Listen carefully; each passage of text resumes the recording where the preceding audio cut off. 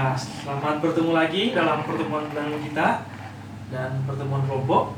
Jadi, bulan ini kita akan melanjutkan materi-materi P2K2 kita. Tapi sebelumnya kita akan buka dulu dengan doa. Diundang Ibu Siska untuk memimpin doa di saat ini. Oke Ibu-ibu, semua ada pakai name tag kan? Ada. Oke, bagus. Jadi supaya memudahkan kita untuk berkomunikasi. Oke Ibu-ibu, sebelum kita masuk dalam materi kita di saat ini, kita ada tepuk P2K2. Diundang berdiri. Tepuk P2K2.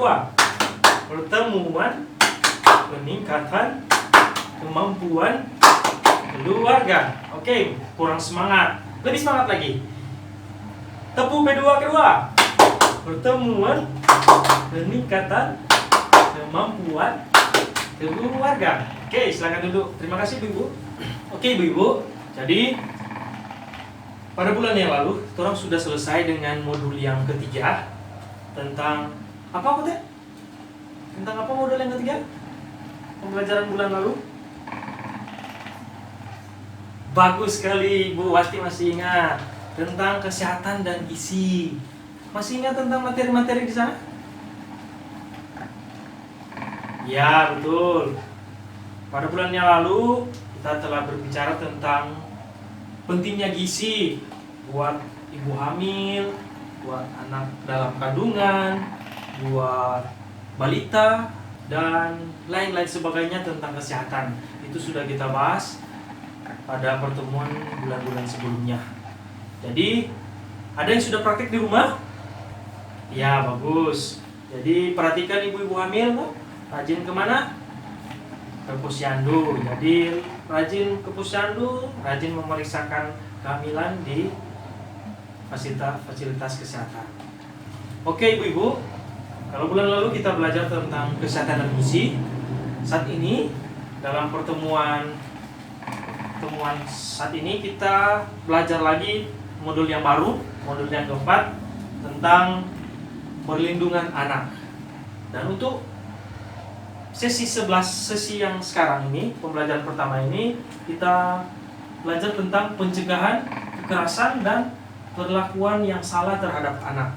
Di sini ada tujuan pembelajaran. Jadi kenapa kita harus pelajari tentang ini? Jadi tujuannya adalah mampu melakukan pencegahan kekerasan dan perlakuan salah terhadap anak, termasuk pencegahan kekerasan terhadap anak istimewa serta deteksi dini terhadap kekerasan seksual. Ada yang tahu anak istimewa itu apa? Disabilitas. Tepat sekali. Anak istimewa itu anak yang cacat, anak disabilitas yang sudah tidak bisa berbuat apa-apa. Jadi Ibu-ibu, materi ini terdiri dari ini. Kita akan belajar tentang pengertian hak-hak anak, menjelaskan klaster hak anak, menjelaskan pengertian kekerasan perlakuan salah, menjelaskan jenis contoh dan dampak, dan lain sebagainya. Oke Ibu-ibu, jadi sekarang kita akan pelajari tentang pengertian anak. Ada yang tahu tentang arti anak? Jadi Ibu-ibu, pengertian anak itu ada dalam Undang-Undang Dasar Negara kita, yaitu terdapat dalam Undang-Undang Nomor 23 Tahun 2002.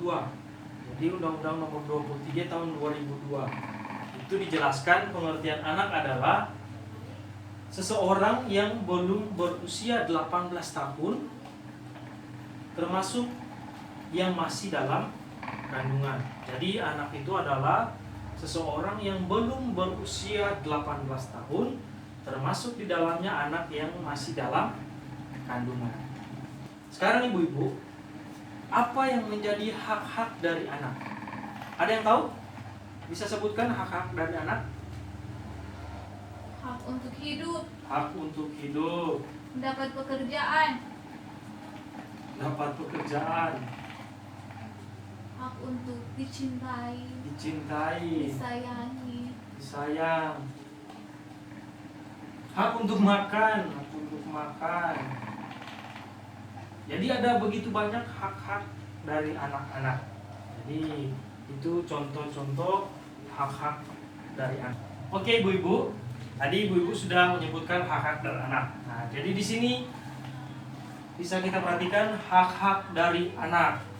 Hak anak adalah hak yang melekat pada martabat manusia sebagai iman ciptaan Tuhan yang Maha Esa, yang sifatnya tidak boleh dilanggar oleh siapapun dan yang seolah-olah merupakan suatu holy area. Jadi hak itu merupakan sesuatu yang harus didapatkan oleh anak-anak, tidak bisa dilanggar atau dibatasi oleh siapapun. Jadi hak anak dapat diartikan hak melekat, pemberian Tuhan yang Maha Esa, hak ada sejak dilahirkan bahkan saat. Oke ibu-ibu, sekarang kita akan bermain. Jadi permainan kita yaitu membedakan apa yang termasuk hak-hak anak. Jadi di sini ada 5 klaster hak anak. Jadi klaster yang pertama hak sipil dan kebebasan, klaster kedua hak lingkungan, keluarga dan pengasuhan alternatif, hak ketiga hak kesehatan dan kesejahteraan dasar, yang keempat pendidikan, waktu luang dan kegiatan budaya, dan kelima langkah-langkah perlindungan khusus. Jadi di sini ada kartu hak anak. Tugas dari ibu-ibu menempelkan hak-hak anak ini dari 5 klaster hak anak ini. Jadi ibu-ibu akan dibagikan kartu hak anak dan ibu membedakan ini termasuk di klaster mana. Nah, jadi ibu tinggal pilih dalam klaster ini dan menempelkan kartu hak anak ini. Oke, ini saya bagikan. Jadi ibu-ibu, kita jelaskan secara singkat tentang 5 klaster hak anak ini. Jadi yang pertama hak sipil dan kebebasan. Itu berhubungan dengan apa? Jadi hak sipil dan kebebasan itu adalah hak untuk memiliki akte kelahiran, hak kebebasan menurut agama, dan kepercayaan serta beribadat menurut keyakinan masing-masing. Kemudian hak keluarga dan pengasuhan alternatif. Dia berhubungan dengan ketahanan keluarga. Oke ibu-ibu, sekarang satu-satu maju di depan dan menempelkan kartu hak anak tadi yang sudah saya bagikan di 5 klaster hak anak ini. Jadi kalau menurut ibu hak anak itu masuk dalam hak sipil dan kebebasan, silakan tempel di klaster 1 dan seterusnya. Boleh paham ibu-ibu? Boleh. Oke, silakan ibu-ibu.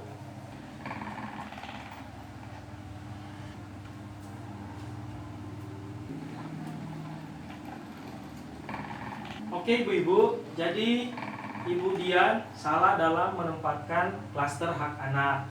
Jadi hak anak ini termasuk dalam klaster kesehatan dan kesejahteraan dasar.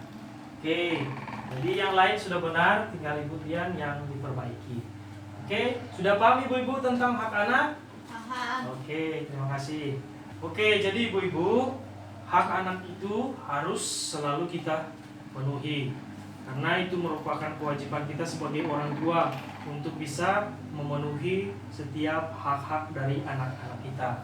Karena jika kita tidak memenuhi hak-hak dari anak-anak kita, otomatis negara, tadi sudah disampaikan bahwa negara akan mengambil anak-anak ibu-ibu jika ibu-ibu tidak memenuhi hak-hak dari mereka.